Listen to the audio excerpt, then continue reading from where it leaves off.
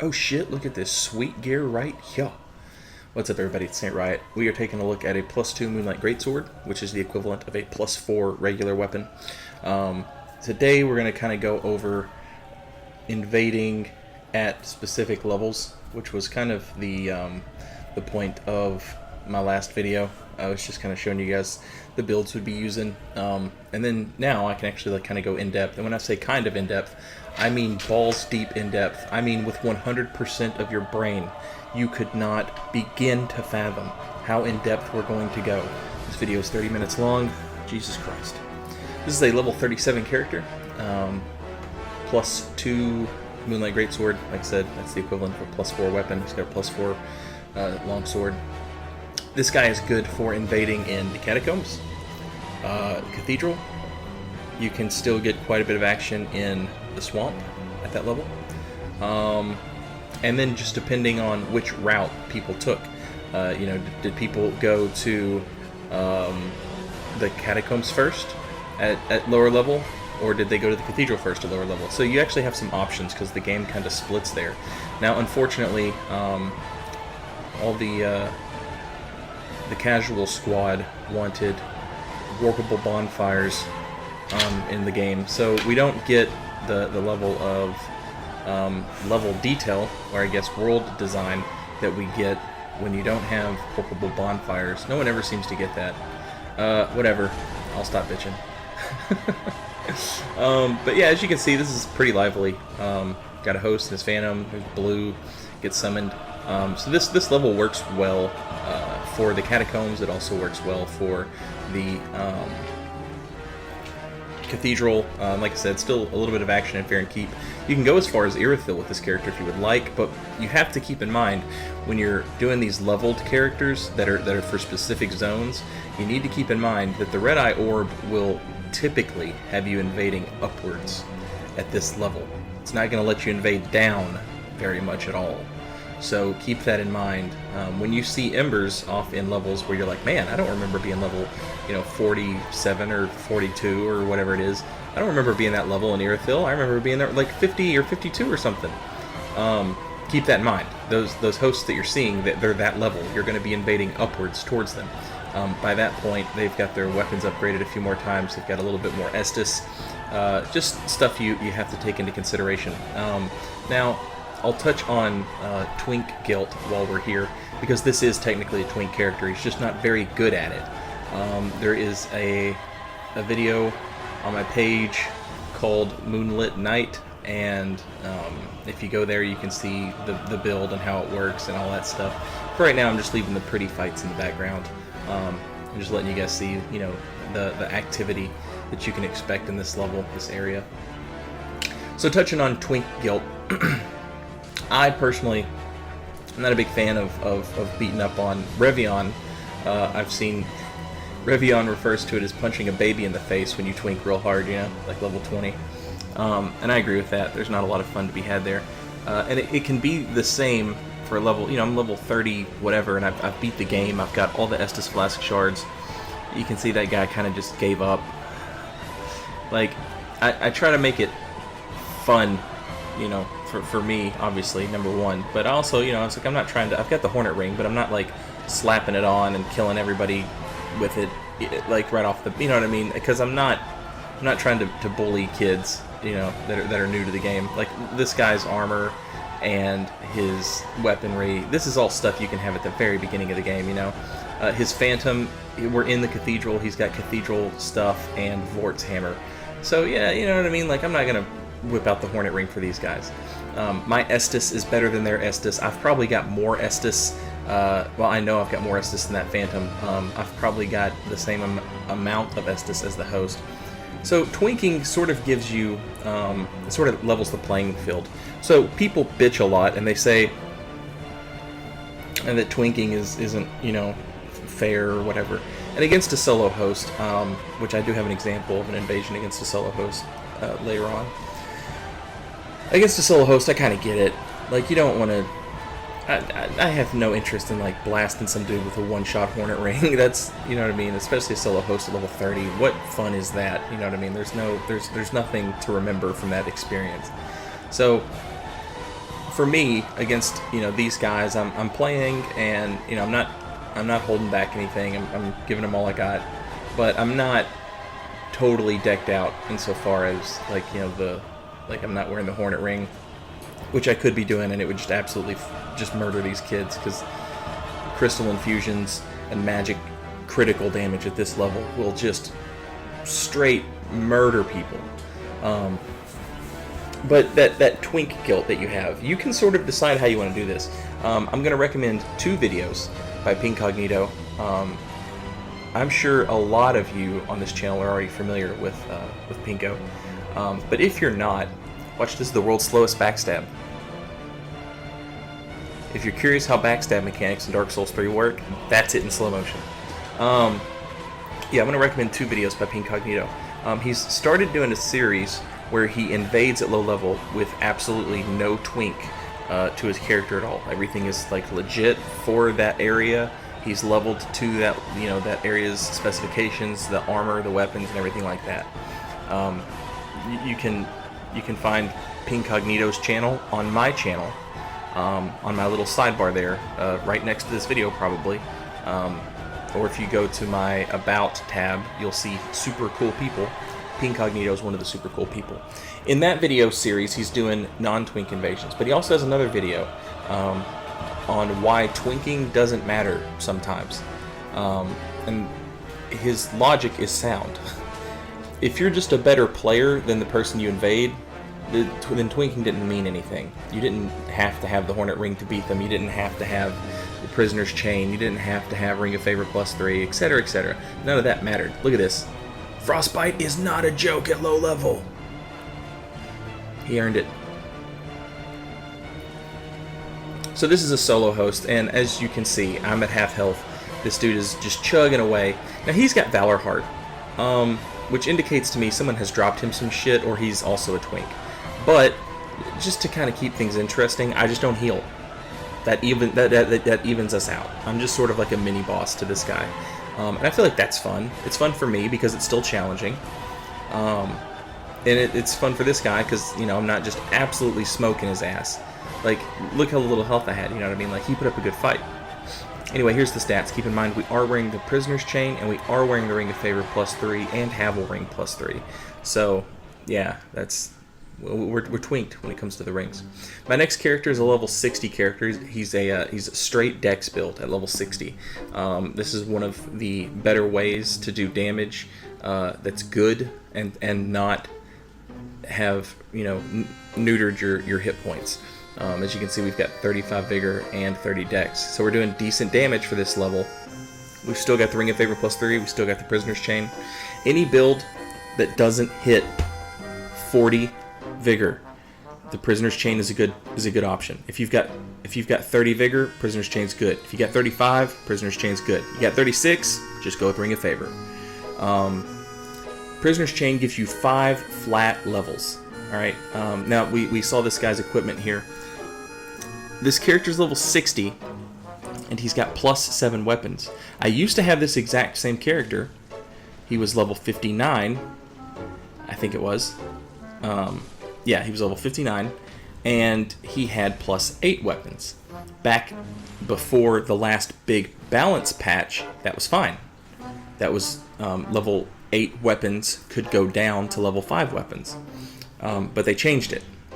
They made it where only +7 can interact with +5. So, if you've got a +5, +6, +7, you can invade a host that's got +5.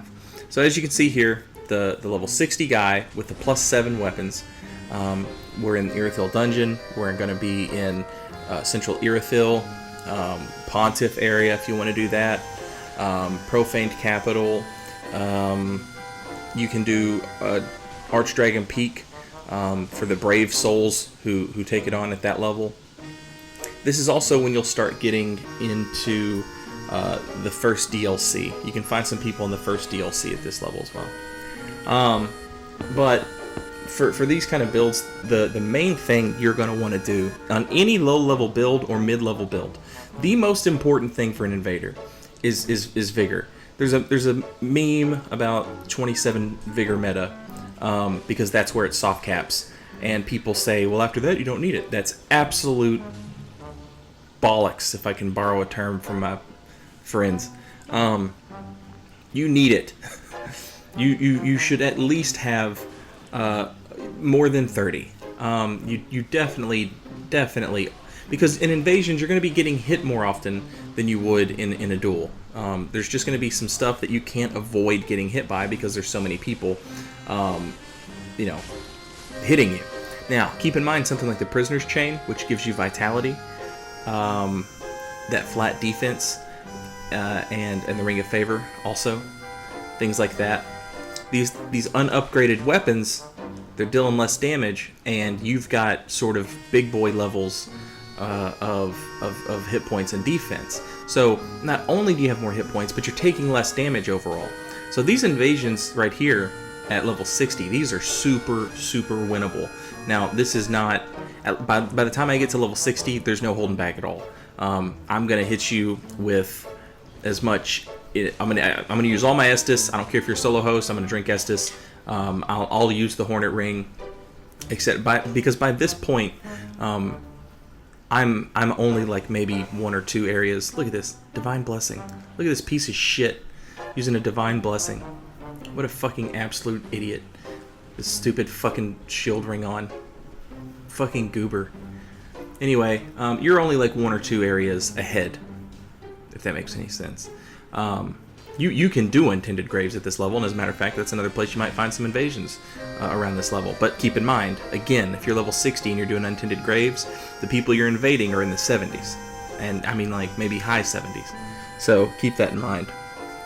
But, point is, Hornet Ring, there's no guilt anymore. All the Estus you want to drink, no guilt anymore. That sort of stuff. You can go full-blown on these scrubbalicious fucking losers. Look at this dude. I've never seen a man with so many eggs inside of his own anus. Vigorously rubbing his anus with slug slime. What a pussy shit chicken motherfucker. So here we go, Central Irithyll. This is one of my favorite places to invade, and one of the reasons that I've started doing these level-specific invasions. If you've been on the channel for a while, you know that most of my invasions take place at 125. That's where I've pretty much always, all my content, if I'm not mistaken, is level 125 content, up until fairly recently. But as the game starts to die down a little bit, you find that the areas that you used to be able to invade at level 125, they're much slower now. The thing about going to 125 is, in theory, you could invade every area of the game, because people would be playing New Game Plus, 2 or whatever. In theory, that's how it would work. The problem is, in practice, most people get to 120. Nowadays, they just want to go straight to the arena with their build. So there's less co-op overall, which means there's less invasions overall. So as the game starts to die down a little bit, if you want to get consecutive invasions in specific zones, you definitely want to build characters specific to that level. It can be difficult to be creative with a character at that level, no doubt.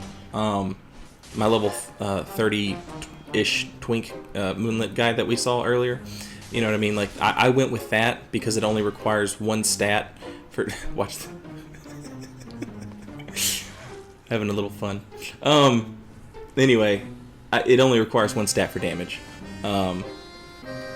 which was intelligence. Now, most people at that level, when they do invasions, you get these very bland Dark Hand or Dragon Slayer's Axe raw builds, and it's not. If that's fun for you, then more power to you. But I am a big character nerd, so I can't have like that. I couldn't do that. It's efficient as shit, yeah, but I don't want to use an axe, and I don't want to use the Dark Hand, so that sort of leaves me out. So what I did was I went with intelligence. I made a character that, can do damage with 1 stat, that being intelligence. And yeah. But as you can see, we've changed characters here. Rip Meth Goat. Meth Goat lives forever inside of our hearts. But yeah, we switched characters. We're level 71. We are using +8 weapons. Now, strangely enough, managed to find some invasions in Irithyll Dungeon with this character, which was surprising even to me. But they did exist, so like most of the time, level 70, you're going to be talking about Ash's Variandel DLC, a little bit of Ringed City, and that's the earliest you're going to start getting spawned or summoned as a Spear of the Church. In my experience, level 70 is the earliest Spear of the Church activity that I've found. Maybe you can find level 40 or 50 Spear of the Church. I have not. Or level 60. But, anywho, this guy is able, as you can see, Irithyll Dungeon, the Ringed City, Ashes of Ariandel DLC,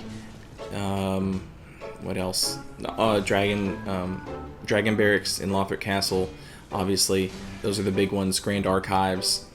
Grand Archives is you're going to be a little, you might be a little low, maybe just a little low, and your weapon upgrade isn't going to be as good because most people buy Grand Archives have at least a +9 weapon. But as you can see, having the +8 weapon at level 70 allowed me to have an invasion with someone with a +6 weapon, I'm assuming, in Irithyll Dungeon, which was kind of nice. So, also Smoldering Lake, that's a weird one. Sometimes you can hit that up at anywhere. You can hit it up anywhere between like 30 to 80. You can find that one. But the problem is that it's optional, and it's well, it kind of isn't optional, honestly, if you think about it. There's a Nessus Flask Shard and a Bone Shard down there. At level 125, it's optional, because you've already got all that shit. But your first time through the game, it's kind of not optional. That had not occurred to me until just now. But that's one of the ones, Demon Ruins and Smoldering Lake, you'll find invasions there.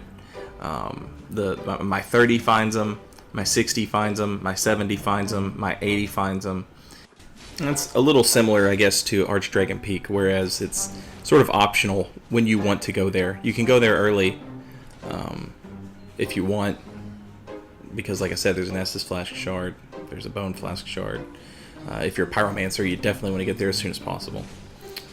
But yeah, that's the level range for these guys. Now, you can go up to, like, obviously, I'm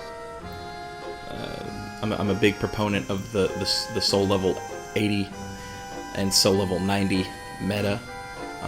When we cooked up the idea for the soul level 90 Discord, the soul level 90 meta, the idea behind that was we wanted to play at level 80, but we knew if we did that, people would min-max and they would go up to 90. The problem is you can't go past 90. Because if you go to 91, all of a sudden you can invade level 125. So cleverly, what we decided was the soul level meta would be 90 instead of 90 instead of 80.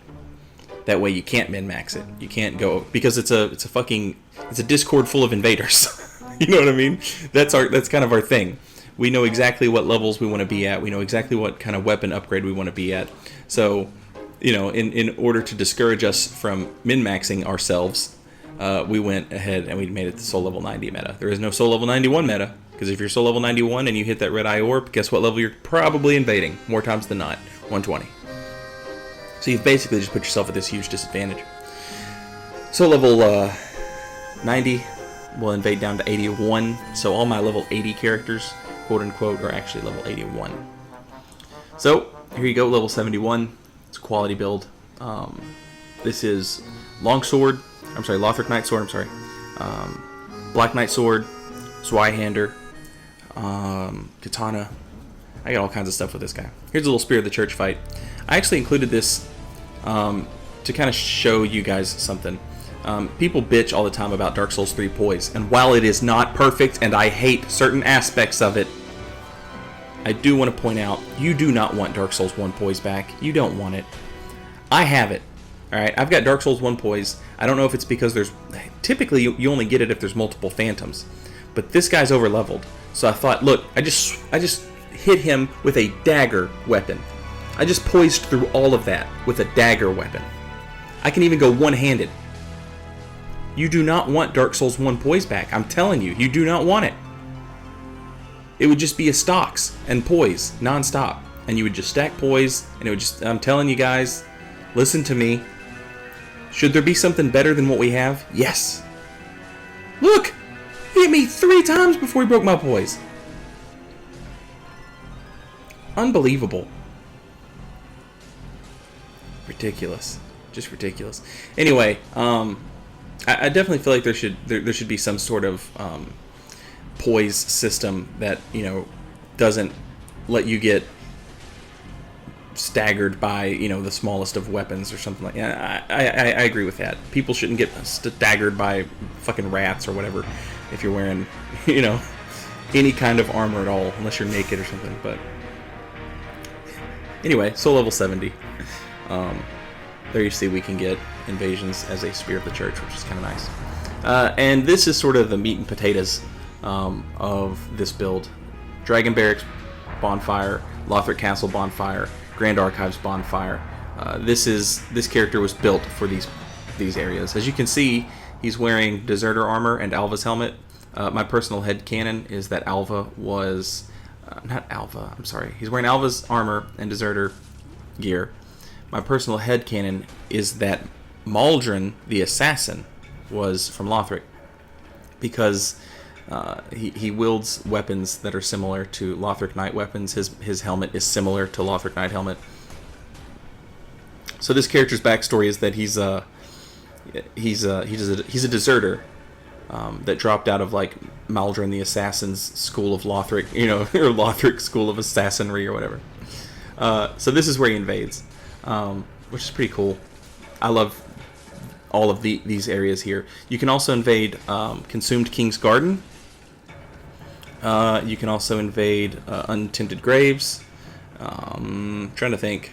I think those are the only two. Oh, and you can actually invade in the area between Vort and the Dancer, because this is about what level people show up to that, as you saw earlier when we were unfortunately having to kill a meth goat. May he rest in peace.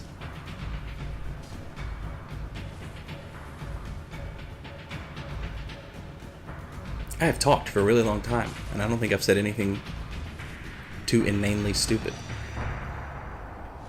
That's fucking crazy, isn't it? Now, again, there's no reason, you know what I mean? Like at this level, it's basically not even twinking.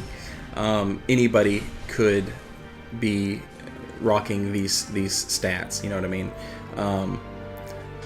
By this point, having the Prisoner's Chain is not that big of a deal, and by this point, having the Ring of Favor +3 is only slightly out of the way. But you know, for the most part, this could be done by your average player. So yeah, I don't feel bad about this mid-level twinking, if you can even call it that. It's basically just a symptom of the game's age. The game's older, and as a result, if you want to have invasions in certain areas, there are sacrifices you're going to have to make, and one of those is I can no longer play, you know, I can no longer get constant invasions at level 125 in every area now. So actually, as a matter of fact, I've included a couple invasions on this video with what used to be my level 125 Darkmoon Blade Vow of Silence build, but I've actually taken them up to 133 in that sort of last-ditch effort to invade, because level 133 can invade down to 120. So, and everybody at that point's got plus 10 weapons, so it doesn't matter. So yeah, that's I've taken him up to 133. I've noticed no difference in invasions. I kind of have a theory that everybody's gone up to 125, so it's not going to affect me too much, and it'll let me dip into that pool of people that's gone over 125, which also presents some interesting prospects of, you know, fighting people who are over the meta level, which I've never done that before. So it kind of, you know, provides us some extra, like a new sort of area for us to invade, basically a new level range for us to invade. So here we see level 133 Dark Moon Blade Vow of Silence build. All I did with this character is I took him and I upped his vigor closer to 40. It's like 39, I think. I upped his endurance a couple points, and I upped his vitality a couple points. And as a result, I'm able to get rid of the I'm able to get rid of the prisoner's chain. Since I'm not wearing the prisoner's chain anymore, I get to put another ring on, and I can basically just leave the hunter's ring on all the time, which means no more ring swapping to do more damage. I can just leave it on, and I've always got 65 dexterity now, which is nice. But in principle, a level 125 character should be able to invade every level of the game, from the very beginning level to the very last level, the newest, the DLC. You should be able to invade anywhere in between there. It's just that the game slowed down a bit. Now, in the DLCs, obviously, you're still going to find plenty of action because that's where everybody's playing at. Everybody's, you know, it's still new content. People are experiencing it for the first time, or, you know, they're beating it. A lot of people like ganking there just because it's, you know what I mean, it's such a big area, and there's a lot of invaders, so there's a lot of co-op, so there's a lot of ganks. But that's, you know what I mean, for someone like me who enjoys that aspect of Dark Souls 3, like I want to invade the gank squads. That's what I want to do. This is fun, especially because it seems like a lot of the good invaders have come to the ringed city. I am so terrible about rolling through that attack. Every time I fuck it up. Don't panic. Don't drink right in his face. Now drink when he wants to drink. Reset that encounter, baby. R1 spam 4 days. I don't know if I did it on this particular fight or not, but actually what I started doing with this character is a ring swap. Yeah, I did do it. I started doing a ring swap to the Pontiff's right eye. So I've got the dex on, and then the more R1 I spam you with, the worse the damage gets with Dark Moon Blade. We'll take a look at some of the numbers. I didn't even pay attention to them. I never do when I'm invading because everything's so, like, crazy. If you'll excuse me, I'm going to pick my microphone up. You'll just have to deal with the sounds, I guess. 300 on a single R1.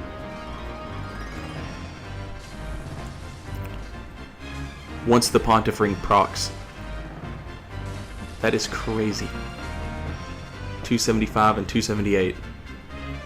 Look at this little bitch. Look at this little bitch-made motherfucker. Oh wow, good move. You're so good at this game.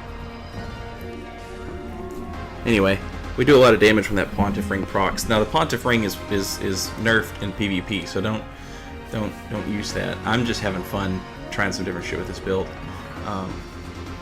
Playing against scrubs like this guy. The absolute fucking... This dude, he started the oncology ward of Dark Souls 3. He's the founder of cancer. He went into the closet and he found his dad's dildo collection, and he was smelling them just so that he could be closer to his mom. That's how much he misses her. But, you know, she left for a good reason. This kid was a disappointment, if we're being serious. I mean, you play fucking T-ball and this kid's batting a fucking 200. It's like, get your shit together, dude. Don't be such a fucking little bitch. But he just didn't have what it takes, you know what I mean? This game's too hard for him. I'm going to throw some relevant links in the description of this video. Be sure to check those guys out. Give them a watch and a like. And, this game's too hard for him. This game's too hard for you!